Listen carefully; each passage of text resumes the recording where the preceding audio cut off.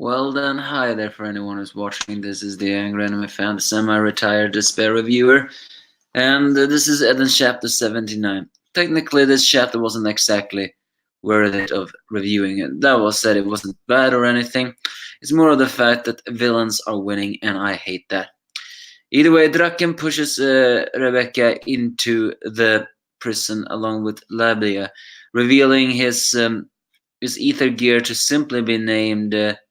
Alchemist. That is simply the name of his ether gear. Granted, he was called the Dark Alchemist or whatever, and so I guess it's cliche. But I was hoping it had a more fancy name. But yes, it seems that the Drakenjaw's ether gear's powers of changing matter into anything is absolute, because how he puts in Rebecca inside of that prison is simply that he turns the glass into water, which she falls into, and when she falls back into it, it is glass again. It is simply a power to convert matter. That is his ether gear. Either way, he says that he will leave her there because, well, that way Rebecca can have a payback. But Rebecca is not that kind of person. She may not like Libya, but she is not a cruel person, unlike Drakenjo. However, he does say, don't kill her. The slimiest dirtbags can bring in money. Rebecca is more of the fact that is more emotional of the fact that what Draken has done, but it's unknown if actually Labia is hearing Rebecca. It's just, however, there that is revealed that Rebecca has a perverted guest who is actually under her, and who is there to make sure escape. Yes, it's the final guardian, the Earth Guardian, codenamed Daichi. He seems to have an ability to merge with Earth, as he calls some chocolates.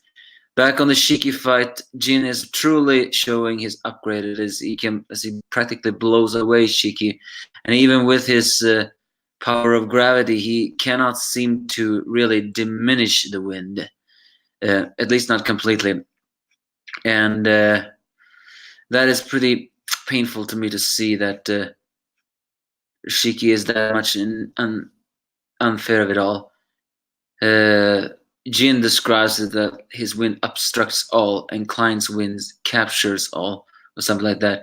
Elsewhere, Klein, or should we say Sylph, is catching up to Homura. And here things gets a little bit more, well, I want to say weird, but hey, it's typical Hiromishima style. The wind that Sylph is using actually steals the clothes and the ether gear of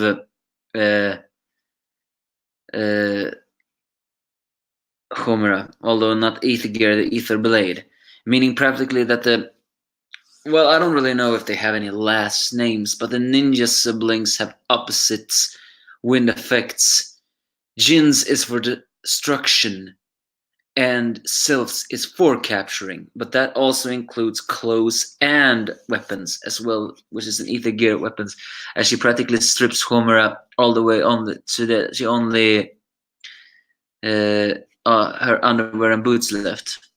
So it's quite an embarrassing fight, as things is in a bit of an unfavorable favor. Weiss is still in danger. Rebecca is put in a corner by Daichi, who offers her a chocolate bar in a menacing way. Jin is facing off against the destruction power of Overdrive, and now Homura is stripped to the point where she only has her undergarments and boots left. She doesn't even have a bra on. It's quite an embarrassing moment here. So yeah, this is nothing but a pure despair chapter, really. I mean, stripping away the clothes, I feel like that is, oh, come on, a little overkill, but hey, it's Hiro Mishima style. He always does that, so it's just to accept it. But what I don't accept is Jin dominating this fight against Shiki. And again, Homura didn't even get the medicine to Weiss in time, so everything is unfavorable. The funny thing here is, though, that Pino is near Shiki. I don't really want this to happen, but if you think about it, shouldn't her EMP shut down Jin's body and Overdrive all in the same time? Granted, it will shut down Shiki's as well, But I think Shiki actually stands a greater chance of fighting Jin now normally than with an ether gear.